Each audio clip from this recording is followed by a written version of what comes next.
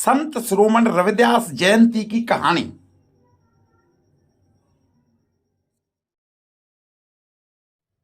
नमो राघवाय। गुरुर् ब्रह्मा गुरुर्विष्णु गुरुर्देवो महेश्वरा गुरु श्री साक्षात परम ब्रह्म तस्मै श्री गुरुदेव नमः। भगवत प्रेमी भक्त, आज हम संत शिरोमणि रविदास जी की जयंती के बारे में बात करेंगे।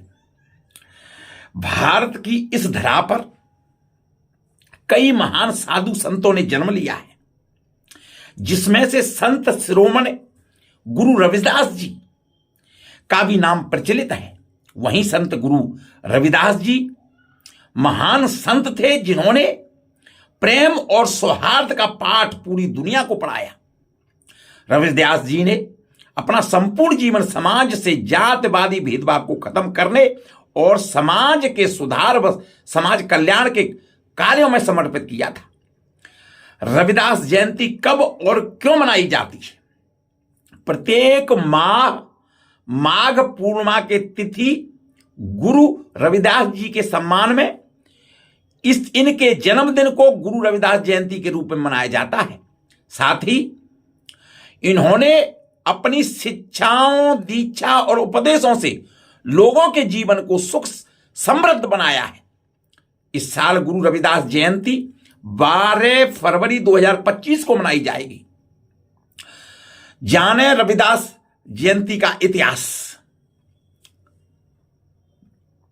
रविदास जी को अनेक नामों से जाना जाता है, जैसे रैदास, रोहिदास और रूहिदास।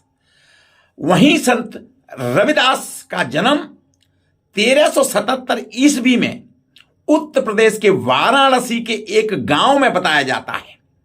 पंचांग के अनुसार गुरु रविदास जी का जन्म माघ माह की पूर्णिमा तिथि को हुआ था और उस दिन रविवार था, इसलिए इनको रविदास कहा गया।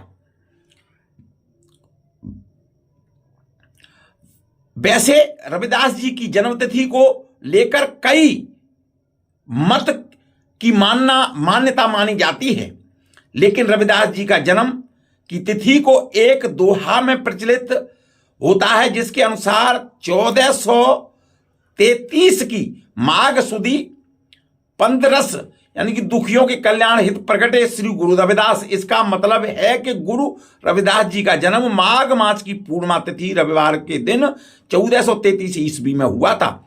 इस वर्ष रविदास जी की जयंती माघ पूर्णिमा के दिन 12 फरवरी को मनाई जाएगी। संत रविदास जी की भक्ति आंदोलन के एक भारतीय स्वतंत्र सेनानी और रहस्यवादी कवि और संत थे। इन्होंने जातिवाद का भेदभाव मिटाकर लोगों को एकजुटता का पाठ पढ़ाया और अखंड भारतवर्ष के लिए प्रोत्साहित किया। वहीं गुरु रविदास जी की शिक्षाएं विशेषकर रविदासिया समुदाय के लोगों को अत्यधिक प्रभावित करती है और वे जाति, पांति, पंथ और लिंग की परवाह किए बगैर सभी लोगों को समानता के विश्वास करते हैं। क्यों रविदास जयंती मनाने का महत्व है? हर वर्ष संत रविदास जी के सम्मान में माघ मास की पूर्णिमा तिथि को रविदास जयंती मनाई जाती है। वहीं रविदासिया धर्म के लिए इस तिथि को वार्षिक मौलिक महत्व माना जाता है।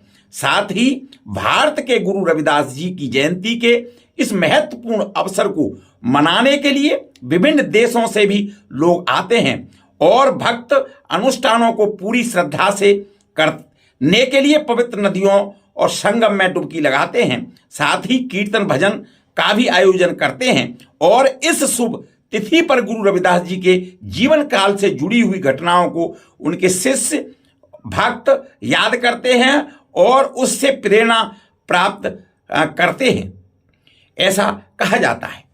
संत रविदास जी से जुड़ी हुई कुछ कहानियां हैं। संत रविदास जी के पास एक व्यक्ति अक्सर जूते ठीक करवाने आता था, लेकिन वह काम के बदले खोटे सिक्के देकर जाता था। एक दिन उस व्यक्ति ने संत रविदास जी के शिष्य के साथ ही ऐसा किया। शिष्य ने उसे पकड़ लिया और उसे डांट लगा दी।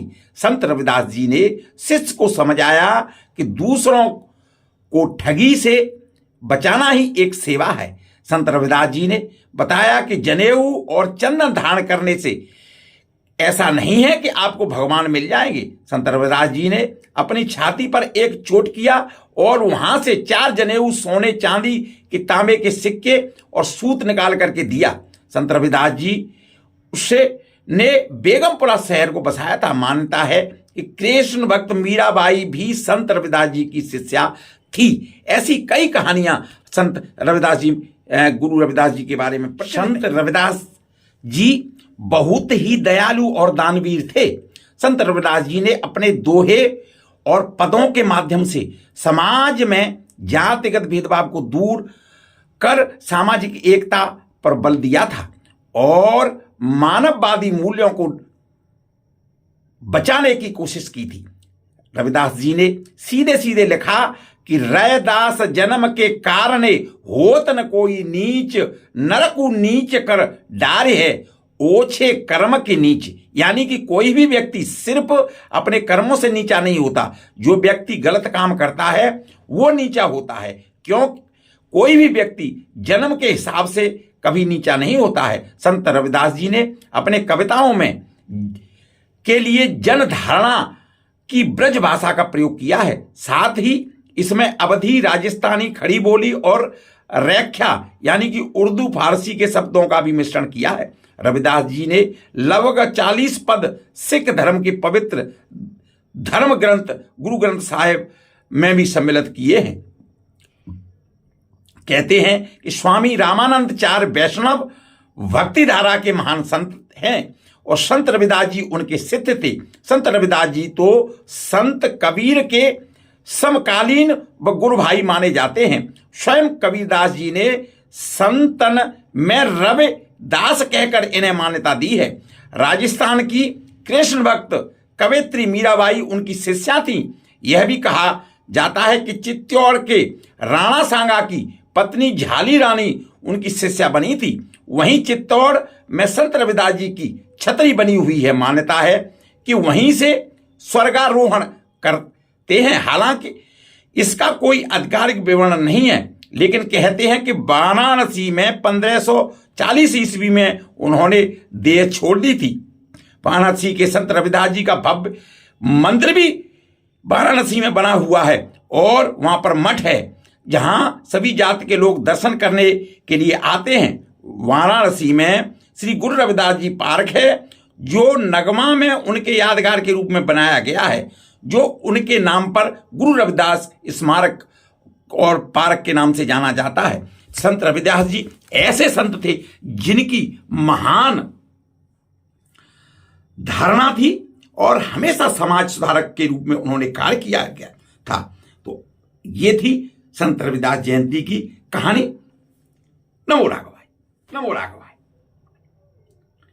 हिंदू धर्म के उत्सव और त्योहार यानी कि सनातन धर्म के सभी प्रकार के उत्सव त्योहारों के बारे में जानकारी, धर्म ग्रंथों के बारे में जानकारी, मंदिरों के बारे में जानकारी के लिए देखते रहिए प्रभु दर्शन चैनल। यदि आप पहली बार देख रहे हैं तो आप अनुरोध है कि आप चैनल को सब्सक्राइब करें, लाइक करें, नोटिफिकेशन के लिए ऑल का बटन दबाएं जिससे कि आपको हर वीडियो की जानकारी मिल सके। नमो राघवाय।